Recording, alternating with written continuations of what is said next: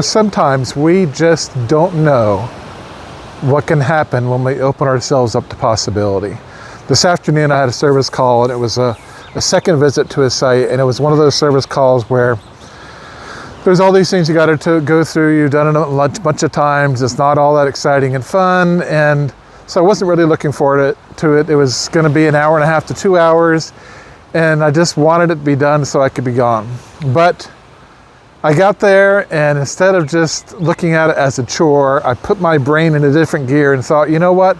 It's going to take the time that it does. I am just going to go there and just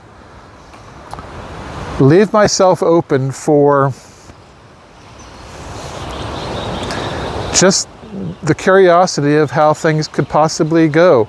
Maybe it'd be good conversation. Maybe it would just be, it may be nothing, but just open myself to no expectations and just not to worry about the time.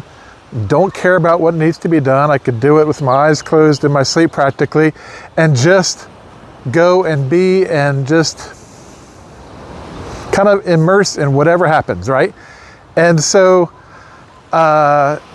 it's funny, because it takes a little bit of intentionality. Like I said, it's like switching gears in your head. It's like you're in traffic and you can fret and fret and fret, or you can just kind of put it down on lower gear and just go slow and enjoy the scenery as it goes by and have conversation if there's somebody in the car with you, that sort of thing. So yeah, so I changed gears and I just went into it and just dropped my expectations, dropped what I knew was going to just be a routine thing that took too much time, that I wasn't very thrilled about, and just let all that go, just going into it like, let's just see what happens, leave myself open to possibilities. So I went, and I'm doing the stuff and having little conversations here and there. We went through this stuff, and it was tedious and all that stuff.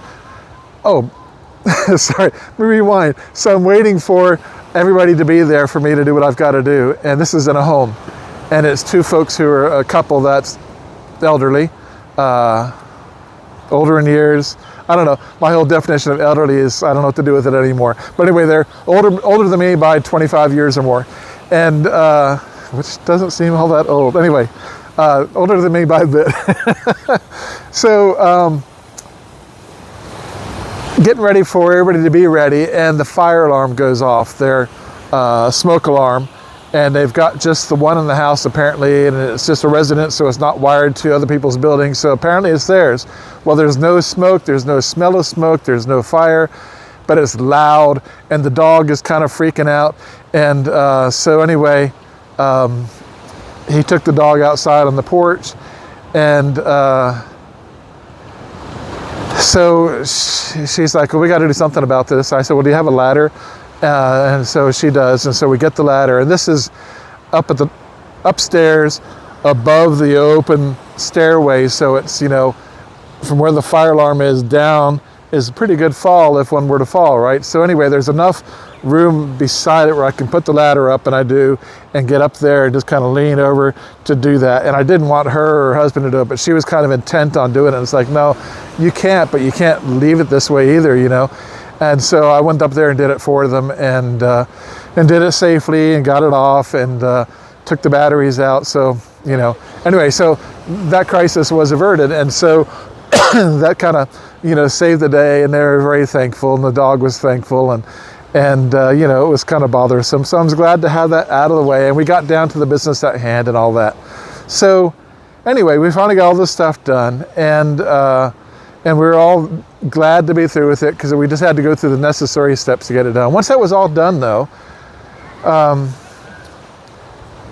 the wife and I just started chit-chatting. The husband went off to watch some TV, and the wife and I started chit-chatting, and I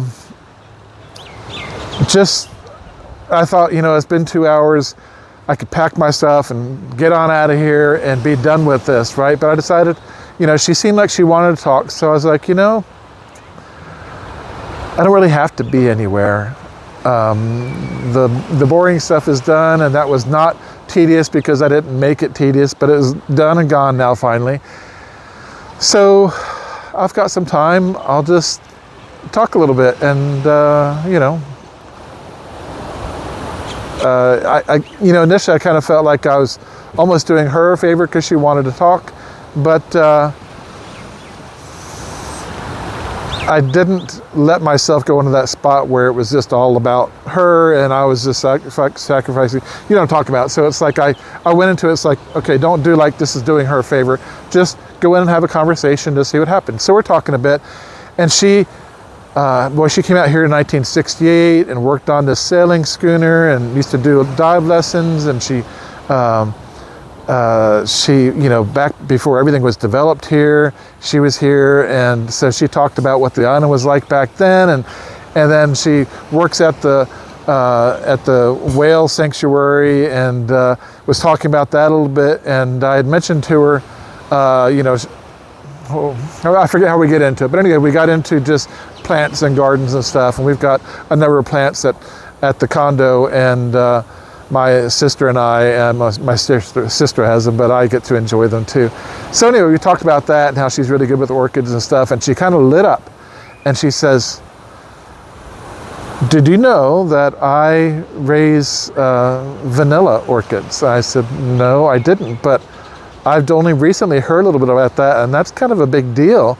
So anyway, she starts talking about the vanilla orchid. She says, come on with me, come on. So she takes me downstairs, out to the backyard, and here's this tree back there, and it has got these orchid, vanilla orchid vines, essentially, plants. I don't know what you'd really call them. I would say vines by the way they looked and stuff. But 20 years worth that she grew from one little one, and it was draped all over everything. And it was just so cool, partly because it was this vine all over this tree, but also because this is vanilla. And vanilla is not some quick and easy, you see it everywhere kind of thing. The people who do it are very dedicated, and there's a lot of time it takes for the payoff it gets, and that's why vanilla is so expensive. And so anyway, she was telling me all about, she hand pollinates these things and starts doing that, I think is in May or June, and just what a thing that it is. And it was just very, very interesting. And so I took some pictures, and I said, you know, my sister would probably be really interested in this. Do you mind if I tell her about it? Maybe we give you a call and just visit sometime, you know, perhaps in May, and I could see how she might be interested in doing the pollination, all that kind of stuff. Anyway, she was just all smiles. She goes, of course, you know, by all means. And so she was just thrilled that I was showing an interest in what it is that she really loved. And she had several things around, as people tend to do after they've been around for a few years. You know, they are these chairs designed by this Japanese craftsman, handmade, no nails, no nothing. They were so cool. They were very comfortable. Anyway, it's just several different things like that. And so it ended up just being a really fun afternoon of discovery. I was there maybe an extra half hour or 40 minutes, but it was just a field trip of just odds and ends that she took me through, of different glimpses of her life and interests. And had I not allowed for that to happen, it would have just been a routine, tolerable service call that I kind of trudged through and finally got done and got out of there. But instead it turned into just a really fascinating and fun bit of the day, and everything was so different than I ever would have guessed that it could have been.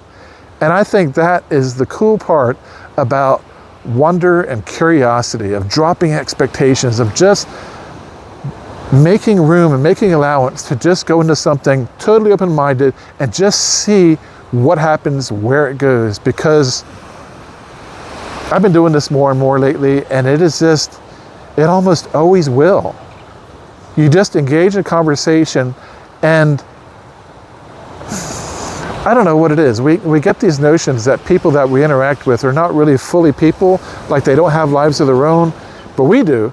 And it's just so wrong, of course. Everybody has lives. You think about all the people we intersect and go past, everybody has just as many things and interests and hopes and dreams and failures and worries and concerns as we do, or more. And we don't really get to know anything about anybody unless something pauses, intersects, intertwines, whatever. And that's the beauty of life if we let that happen. And a lot of times we don't, because we're too busy or just whatever it is. But man, I tell you what, whenever I do this sort of thing and allow for and just actually kind of plan for, hey, let me just open up some time to just immerse and see what happens. And don't have any expectations. Don't try to make something happen.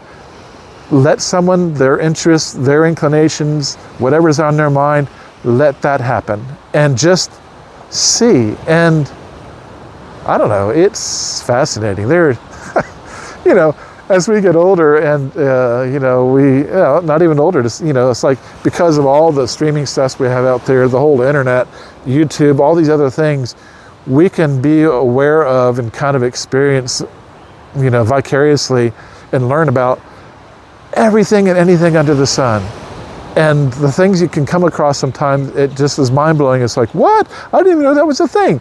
And it's just really fun and fascinating and just, man, I tell you what, that allowing curiosity to just take the reins sometimes is really cool. And letting go of the reins sometimes can be stinking hard, but man, when we do, it can be really kind of cool. So anyway, I just thought I'd throw it out there. It was a fun little experience that just had so many levels and so many facets, and I'm glad I did it. So I don't know how often you might do that sort of thing, and maybe you don't. Maybe you want to just give it a try. It's not all that hard, but it can be really rewarding. And even with that, don't go into it with a mindset of like, all right, I'm going to go into it and there's going to be something fun and exciting. Just let yourself be open to the possibility. And it may not be over the top. It may not be anything super amazing, but there is always that possibility, if you let it be there, of something different, something that can show you, if nothing else, somebody else's different insight or perspective, or something you haven't really thought about before. Same thing, I guess that's getting kind of redundant. That's all parenthetical, by the way. I guess what I'm trying to say is to open ourselves up to possibility. Sometimes we can also get into a spot where we place an expectation on it that something's going to be special and magical and whatever. And so try really hard to take that out of the picture too, and just immerse, be open, be receptive, and just let it be, whether it's really nothing, whether it's something, whether it's just different, whether it's like, that was interesting, or whoa, that was mind-blowing. You just never really know. And that's the part that if we get into that and just truly drop the expectations, just truly be open, truly just surrender to the moment and see what happens, that's cool. It is so worth it.